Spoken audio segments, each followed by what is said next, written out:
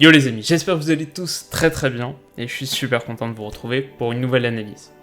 Alors après vous avoir proposé en début de mois mon classement complet de la Première Ligue et de la Ligue 1, on enchaîne aujourd'hui sur un troisième opus espagnol, car il y a des choses à dire.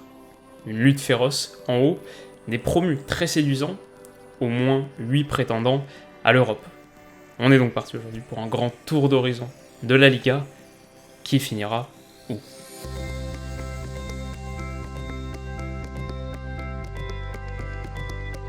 Alors on commence par le 20ème, un promu de la saison dernière qui a survécu comme il a pu, mais qui risque vraiment de redescendre, c'est la Real Valladolid. Alors c'est un peu un comble pour un club qui est après tout détenu à 51% par le Brésilien Ronaldo, mais l'année dernière Valladolid a marqué seulement 32 buts en 38 matchs. C'est tout simplement la pire attaque de Liga, et ils se sont pas vraiment renforcés. Un seul achat dans ce secteur cet été, c'est l'ailier droit d'Eibar, Pablo Hervias, qui a coûté un petit million. Sinon voilà, c'est que des prêts, des retours de prêts. Et alors il y en a quelques-uns intéressants, comme le petit Pedro Porro de Manchester City, mais la seule piste pour résoudre tes problèmes offensifs, c'est Sandro Ramirez d'Everton, qui n'a pas marqué le moindre but en compétition officielle depuis 2017. Ils ont aussi vendu leur meilleur défenseur, Fernando Calero. Ça risque d'être une saison compliquée. Une place plus haut ensuite, j'ai mis Levante, 15e en 2017-2018 et 15e également en 2018-2019. Ils étaient l'année dernière la 19e défense de Liga. Alors ils se sont un peu renforcés dans ce secteur en recrutant notamment le central Ruben Vesso à Valence pour 5 millions, pas un mauvais coup dans l'absolu, mais sans doute pas assez non plus. Alors ils ont un milieu de terrain intéressant, et si relégation il devait y avoir, je pense que le Macédonien Enis Bardi par exemple, comme le très bon José Campagna, se retrouverait très vite un club de première division. C'est un scénario qui pourrait se produire l'été prochain. Il reste donc un condamné, et c'est peut-être surprenant, mais j'ai choisi Alaves. Alors ceux qui ont un peu de mémoire se souviendront de la saison dernière où Alaves a été pendant très longtemps à la lutte pour la 4ème place, mais ça s'est très mal terminé. Avec une seule victoire sur leurs 10 dernières rencontres, au final ils finissent 11e, ce qui est pas mal dans l'absolu, c'est même le tout meilleur classement de l'histoire du club, mais l'entraîneur Abelardo Fernandez a plus ou moins été viré. Fin des prêts de Cagliari, Borja Baston, Johnny, Ruben Sobrino, Ibai Gomez. Bon, c'est surtout les 3 premiers qui sont importants, mais les 5 joueurs qu'on vient de citer, c'était les 5 meilleurs buteurs d'Alaves. Ils ont marqué 24 de leurs 39 buts l'année dernière.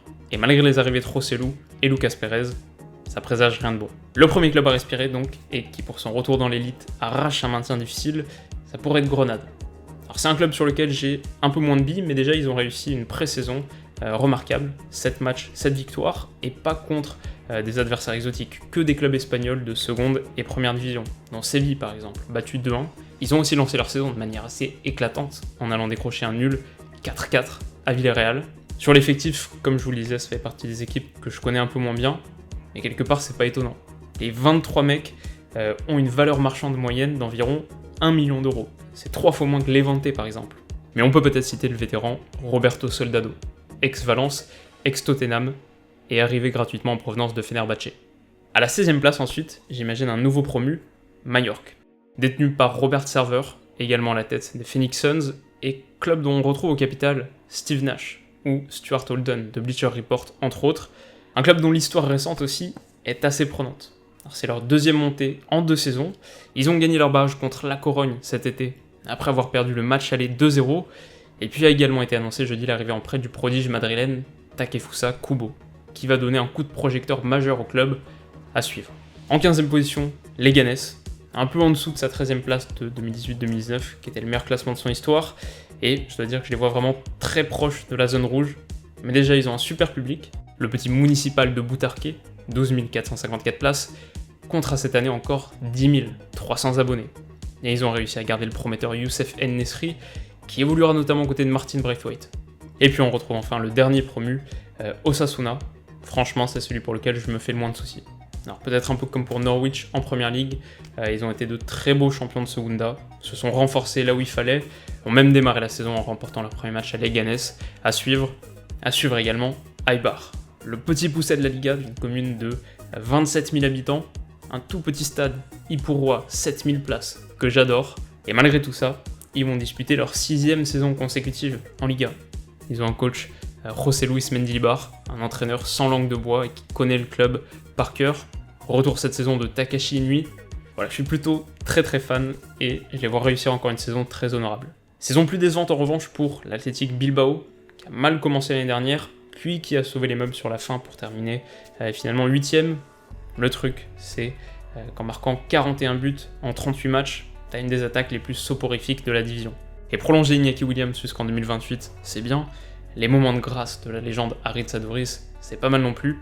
Mais au global, l'effectif s'est vraiment trop peu renforcé cet été. Et c'est pas évident, bien sûr, avec une politique 100% basque.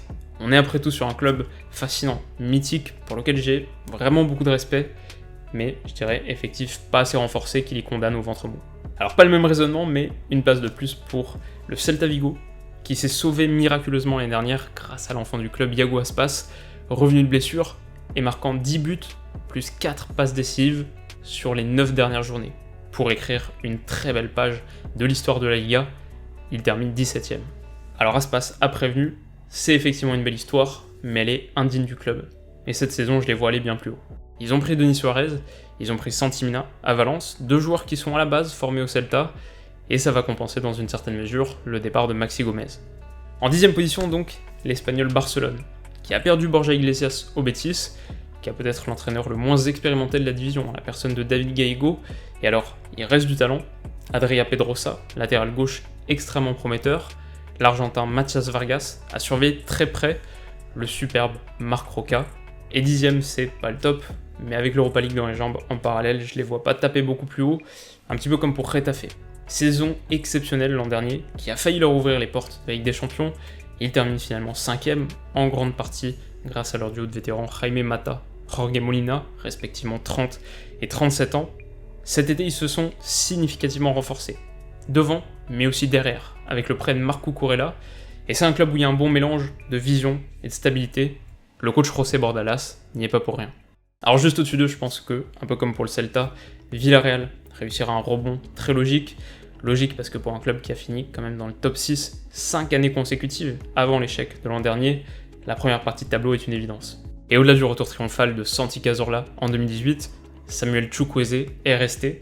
Comme Gérard Moreno, t'as une belle génération qui arrive avec Santiago Cáceres, Manu Morlanes, Pau Torres, et tu t'es renforcé avec Raúl Albiol, l'excellent Ruben Peña, Taibar, la pépite Ontiveros aussi. À la 7ème place ensuite, je vois le Betis.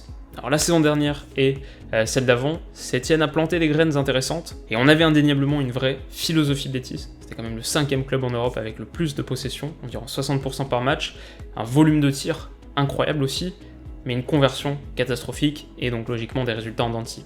Alors depuis, Rubi est arrivé, Nabil Fekir bien sûr, mais aussi Borja Iglesias, enfin un buteur de qualité, et si Lo Celso est parti, comme Junior Firpo, 2 vraies pertes, j'ai du mal à les imaginer plus bas que la 7ème place. Donc progression de 3 positions pour le Betis, progression de 3 positions également pour la Real Sociedad. Le génial Mikel Oyarzabal est resté, malgré de très nombreuses sollicitations, et à 22 ans, il est le symbole d'une équipe très jeune, riche de joyaux. Merino, Zubeldia, le latéral gauche Ayhen Munoz, les recrues Martin Odegaard, 20 ans, et Alexander Isak, 19 ans, qui est une vraie perle. C'est sans aucun doute l'équipe où je vois le plus de joueurs se révéler cette saison. Reste donc le quintet habituel, et pour moi le grand perdant de la course au top 4 sera sans doute Séville. Alors pourtant ils ont été l'un des plus grands agitateurs de l'intersaison, le célèbre Monchi a repris son poste de directeur sportif et a réalisé 15 départs pour 14 arrivées, un chamboulement extraordinaire. Et alors je vais pas tout vous citer, mais globalement je pense que c'est un mercato qu'on connaît déjà assez bien en France, puisque les deux ventes majeures sont évidemment celles de Wissam Ben Yedder à Monaco pour 40 millions, et Pablo Sarabia au PSG, 18 millions. Alors dans le sens inverse, t'as Lucas Ocampos, arrivé en provenance de l'OM, Jules Koundé de Bordeaux, Diego Carlos de Nantes, bien sûr Ronny Lopez de Monaco, et puis au-delà de l'Hexagone, on peut parler également de Luc de Jong, d'Oliver Torres, joli coup, de Sergio Reguilón en prêt. Voilà, c'est pas pour dire qu'il n'y a pas de talent là-dedans, au contraire, mais ça fait vraiment beaucoup de mouvements. Et t'as peut-être gagné au change, c'est pas très facile à déterminer, ce qui est sûr c'est que t'as perdu tes 2 meilleurs contributeurs offensifs. Le premier vainqueur donc est titulaire de la 4ème place pour la 3ème saison consécutive, j'imagine Valence. Alors l'année dernière ils ont réussi vraiment un super exercice, avec la qualification en Ligue des Champions bien sûr, mais aussi une demi-finale d'Europa League et un triomphe en Coupe du Roi, le premier trophée du club depuis 11 ans. Et ils ont réussi tout ça en grande partie grâce à leur défense, qui était la 2ème meilleure d'Espagne, à laquelle ils ont ajouté cet été Silesen, un meilleur gardien que Neto, je pense, Eliakim Mangala est arrivé libre, et si Rodrigo est pressenti sur le départ, Maxi Gomez est venu pour prendre la relève. Ils ont aussi un des tout meilleurs entraîneurs de la division, en la personne de Marcelino. On arrive donc au trio de tête, et sur la première marche du podium, j'ai choisi le Real Madrid. Alors franchement, je dois dire que c'est pas du tout ce que j'imaginais au début de l'été. Une politique de grande manœuvre, promise par, et surtout, à Zidane. L'arrivée d'une star, Hazard, mais aussi d'un cortège de jeunes pousses pleines de promesses. Ferland Mendy, Luka Jovic, Eder Militao, Rodrigo. Il y avait vraiment tous les signes d'une reconstruction intelligente, et elle arrivait à point. On rappelle quand même que le Real Madrid a terminé en 2018-2019 à 19 points du Barça, 3ème place. 3ème place également en 2017-2018 et la 17 longueurs de retard. Une stat pour se rendre compte de l'ampleur du drame, c'est la première fois que le Real termine 2 saisons consécutives au-delà des 2 premières places depuis 45 ans.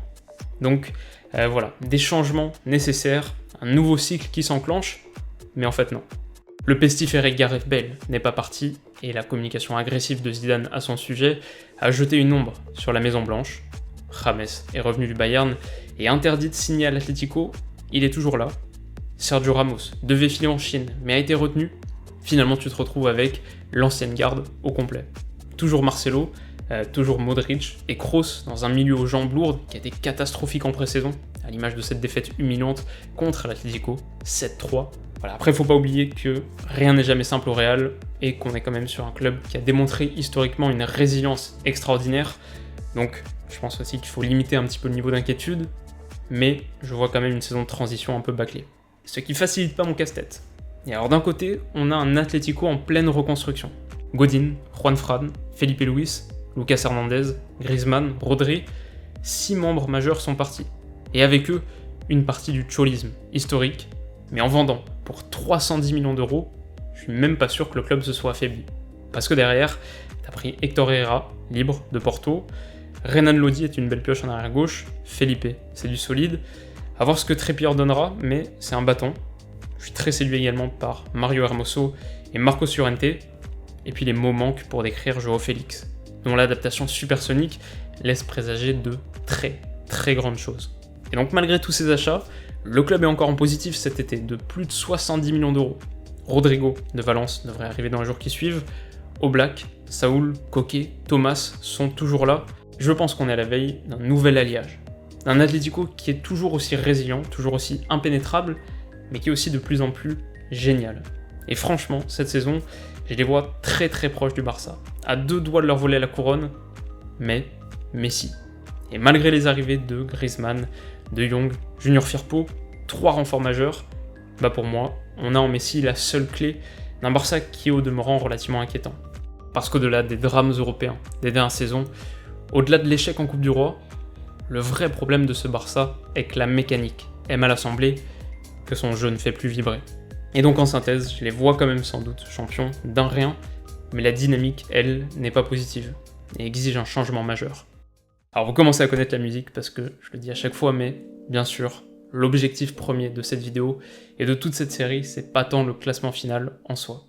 Voilà, les forces qui gouvernent le foot sont beaucoup trop puissantes pour être réduites de manière un peu triviale à quelques facteurs, comme je le fais ici.